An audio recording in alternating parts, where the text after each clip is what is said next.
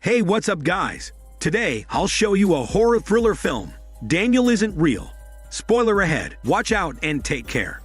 The movie begins one morning in a busy coffee shop. Everything seems typical and fine until a pale man barges inside the shop with a shotgun. He immediately starts shooting everyone in the vicinity. The waitress hides behind the counter in fear. In a nearby house, a young lonely boy gets fed up with his parents fighting. He sneaks out of the house without them noticing. Lonely boy walks a few blocks until he comes upon the aftermath of the shooting at the coffee shop. He just stares at the dead body of the shooter for a few moments. Suddenly, a slightly older boy appears and asks Lonely Boy to play. They go to a playground and have fun. However, Lonely Boy's mother notices that he's missing. She walks out of their house and finds him in the playground. Relieved that he's safe, she scolds him for sneaking out like that. Lonely Boy asks his mother if he can invite his new friend Daniel to dinner. The thing is, the mother cannot see Daniel. Only Lonely Boy can see him. Exasperated, the mother pretends that she can see his imaginary friend and invites him to their house. The two boys become fast friends, and they spend their days together playing in make-believe worlds. Meanwhile, the mother and the father's marriage is collapsing, and she tries to be brave about the fact that she will be raising Lonely Boy alone. Daniel is jealous of the bond between the mother and Lonely Boy. He wants to be Lonely Boy's only source of comfort and joy. One day, he suggests to Lonely Boy that he mix his mother's prescription pills in her smoothie. He says that this will give her superpowers. Wanting to please his mother, Lonely Boy complies and gives her the poison smoothie. Hours later, his mother gets sick. She crawls out of bed and sees the empty prescription bottle. Lonely Boy admits that Daniel made him do it. His mother forgives him on the condition that he will no longer see his imaginary friend. The mother gives Lonely Boy the key to the dollhouse and tells him to lock Daniel inside the dollhouse for good. At this point, Lonely Boy is angry at Daniel for tricking him into hurting his mother, so he obeys. Daniel is now locked in the dollhouse, and the mother covers the dollhouse with a cloth. Years pass, and Lonely Boy no longer sees Daniel. Even though he is now older, Lonely Boy is still an introvert, and he struggles with making meaningful connections. He's now in college and living in the dorms, though he still worries over his mother, who is prone to paranoid delusions. He comes home to his childhood house and sees there's a bunch of papers scattered around the floors and the walls. Lonely Boy calls for his mother and finds her cutting words out of book pages. He notices claw marks all over the mirror. When he asked about it, the mother just laughs maniacally, saying that she didn't like what she saw in its reflection. That night, Lonely Boy attends a college party. He locks eyes with a short-haired brunette from the other side of the room. He tries to approach her, but he gets overwhelmed by anxiety. He has a panic attack and begins seeing monsters everywhere. Lonely Boy collapses on the floor and screams. Because of this episode, Lonely Boy is recommended to see a therapist. The therapist explains that Lonely Boy's fears and stressors are causing him to have panic attacks. Lonely Boy shares that he's so worried over his mother's deteriorating mental state, and he's also anxious about his studies and the fact that he's not really making friends. He then tells the therapist that his one and only best friend was the imaginary Daniel he had when he was a boy. The therapist suggests that he reconnect with Daniel again, so he can rediscover that part of himself. While walking home, he bumps into a female artist.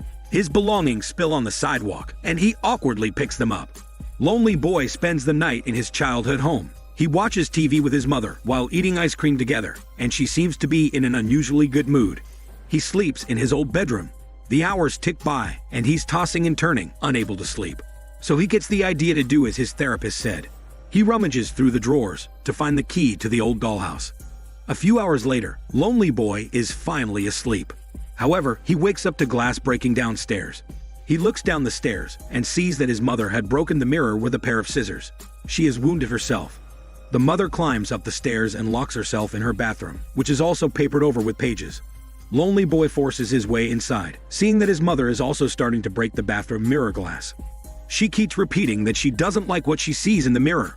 Lonely Boy is so occupied by his mother's antics that he initially doesn't notice there's a male teenager in the bathtub. He's relaxedly taking a bath like it's his own house. Lonely Boy immediately surmises that this is Daniel, recently unleashed after years of imprisonment in the dollhouse.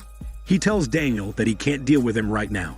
Since the mother can't see Daniel, she thinks that her son is telling her he can't deal with her. This causes her to attempt to kill herself.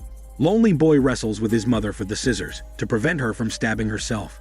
Daniel is now standing near Lonely Boy, and he tells him to hold the scissors to his own throat. Lonely Boy obeys, saying to his mother that she will kill him if she doesn't let go. The mother comes to her senses and drops the scissors.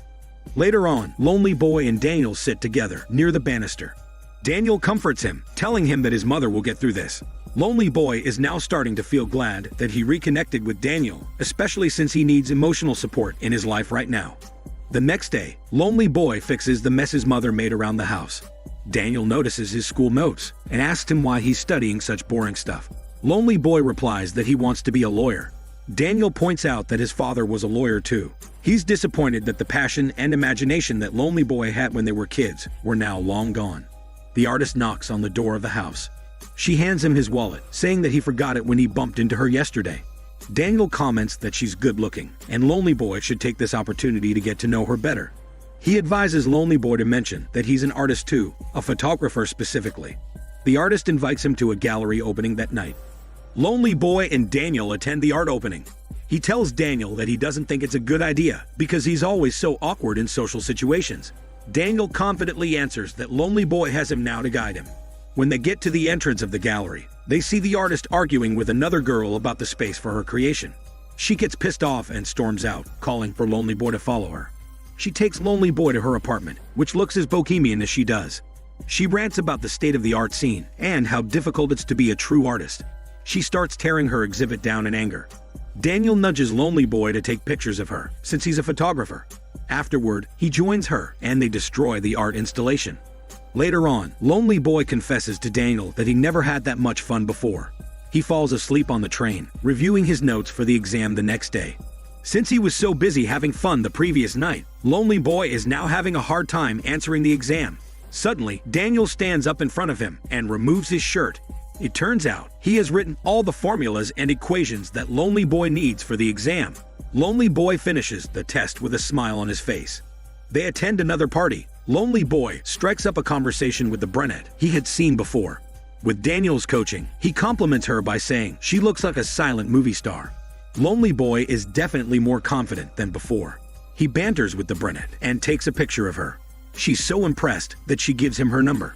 Later on, Daniel convinces Lonely Boy to drink alcohol. He gets so plastered that he drunkenly makes out with the brunette. A little while later, he ends up going to the bathroom to vomit. When Lonely Boy passes out, Daniel puts a blade in his hand and presses it to Lonely Boy's throat. Fortunately, Lonely Boy wakes up and Daniel drops the blade. The next morning, Lonely Boy wades through his hangover by the beach. They develop the photos that Lonely Boy took and Daniel comments that his pictures are good. Lonely Boy goes on another date with the artist. They trespass on a bus at night and they also break into a bookstore. Every time the artist picks up a book, Daniel would read over her shoulder and tell Lonely Boy what quote he should recite to impress her.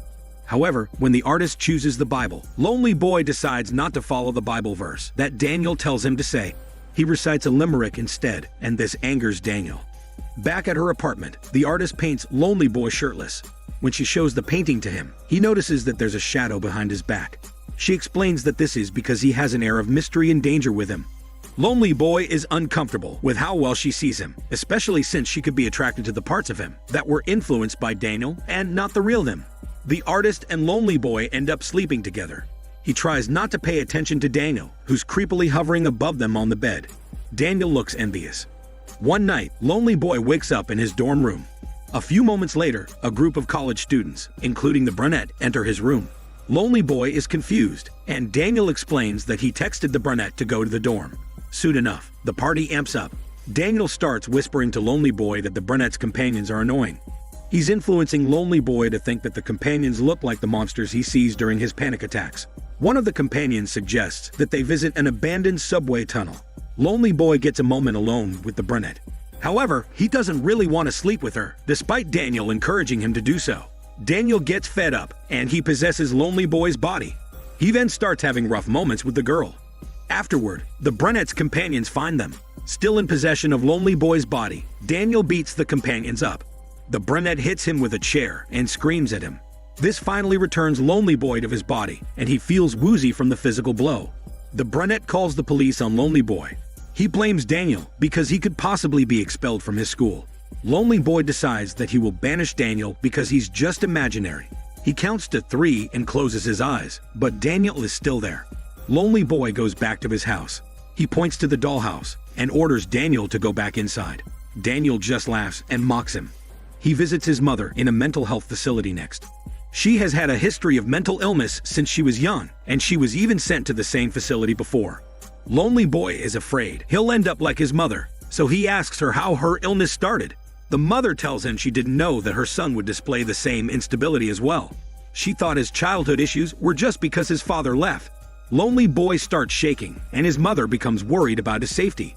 Afterward, Lonely Boy becomes even more unstable. Daniel keeps taunting him that he's no longer in control. Lonely Boy tries to apologize to the brunette, but she's scared of him. She warns him that he is banned from campus and he should stay away from her. Daniel comes up behind the brunette and slashes her throat with a knife. But this is just a vision to play tricks on Lonely Boy. He believes this is real and he screams, making him look even crazier to the brunette. Lonely Boy confides in his therapist that Daniel is out to get home. The therapist just thinks that he's having a schizophrenic episode, and he tries to help him. He tells him about how he tried to kill his mother because of what Daniel told him. Later on, he discovers that Daniel has been using his body to send disturbing selfies to the artist. Lonely Boy takes his medication, and Daniel laughs at him for trying to banish him using pills. Desperate, Lonely Boy visits the father of the coffee shop shooter. He tells him about seeing his son's body years ago, but he learns that the shooter was struggling mentally like him and that he had an imaginary friend with the same Daniel name. He looked at the shooter's childhood drawings and saw that his imaginary friend looked like Daniel.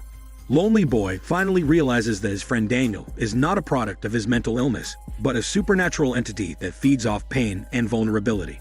It turns out Daniel had pushed the shooter into killing people, and when the shooter died, Daniel latched on the Lonely Boy, who was there in front of the coffee shop years ago. Lonely Boy visits the artist next. He confides in her that he's worried Daniel will drive him to the edge, like the shooter was influenced by Daniel to kill people. Lonely Boy is desperate for her to believe him, but the artist gets scared of his behavior and pushes him out of her apartment. He goes home and calls his therapist. Seeing that the meds aren't working, he puts Lonely Boy under hypnosis to get Daniel to surface. The hypnosis works, and Daniel appears in front of the therapist. He proceeds to pry open Lonely Boy's jaws apart and insert himself inside his body. Then he takes control of Lonely Boy's body and kills the therapist by stabbing him. Lonely Boy wakes up in his own body the next morning. To his shock, the therapist's dead body is lying on the floor. Daniel banishes his consciousness to the dollhouse, keeping Lonely Boy trapped there, while Daniel has full control of his body. Daniel goes out and buys a brand new suit. With his slick back hair and cigarettes, he looks like a completely different person. Back in the dollhouse, Lonely Boy comes face to face with a horrifying monster that chases him. He hides from the monster and then finds a gun and a knife hidden in a glass case and a painting of a monster eating a baby. The monster finds Lonely Boy and he uses the knife inside the glass case to kill him. He realizes that this is the shooter's soul trapped inside the dollhouse, doomed to eternal torment because he let Daniel win. On the other side, Daniel visits the artist. She realizes that something's not right with Lonely Boy. Daniel tries to entice her to touch his darkness, but the artist replies that she wants the true Lonely Boy. This angers Daniel, and he reveals his true face to the artist. She valiantly fights him off by hitting and kicking him. While the artist is struggling with Daniel, she pleads with Lonely Boy to fight and overpower Daniel. Lonely Boy hears her voice in the dollhouse, and he gets the courage to knock down the brick walls and jump into the abyss. Lonely Boy emerges back into his own body. He distracts Daniel while the artist makes her escape. The two boys duel together on the rooftop, similar to how they would fight as kids. Daniel screams that for centuries he has done nothing but inspire and free people, but they always turn out to be ungrateful. They both wound each other, but Daniel gets the upper hand. Lonely Boy is slumped over the rooftop railing, and as Daniel chokes him, he decides to jump off the roof. This is the only way he knows that he could stop Daniel from hurting the people he loves. The movie ends with Daniel back on the rooftop, watching the artist mourn Lonely Boy below. His beautiful face morphs into his true monster form, and he flies away. Because he's a supernatural demon, he will just find a new vulnerable soul to prey upon and possess. This is Daniel CC Movie Channel. Stay safe and enjoy your day.